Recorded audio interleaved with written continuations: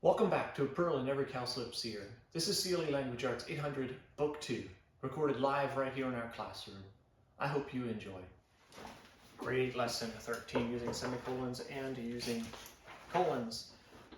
Do we capitalize words that come after brand names, such as, No. Okay, such as John Deere tractor? John Deere gets capitalized, tractor does not.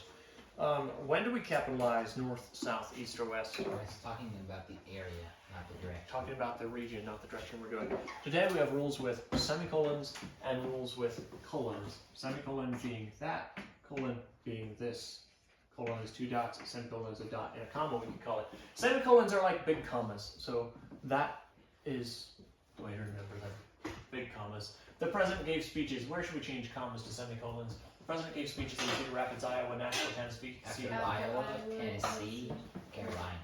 Good. This one needs to be a semicolon because we have city, state, city, state, city, state, city, state. Okay?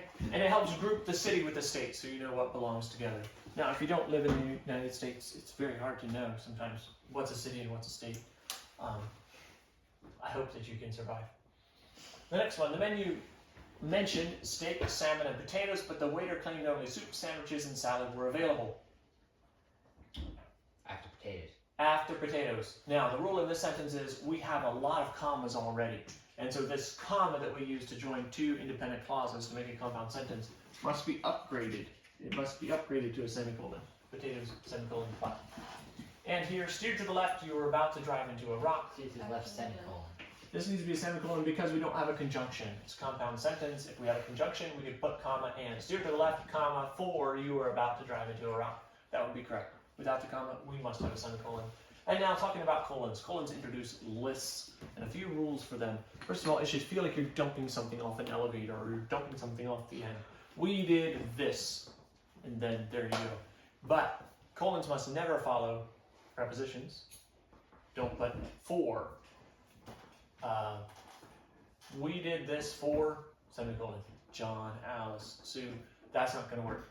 Never put them after a preposition. And always make sure that the part that comes before the colon is a complete sentence. It makes sense. The following students were tardy. Yeah, that does. That has a subject and a verb. Maybe that would be better than saying it's a complete sentence. Make sure that the subject and the verb, never stick the colon between a subject and a verb. The following students were tardy, colon, John, Alice, and Sue. And then we can also use a colon whenever we want to quote someone who said something. As a wise man once said, colon, he who throws mud gets his hands dirty. Whatever your fancy statement will be. Questions? You did this other years, so I think you know what to do.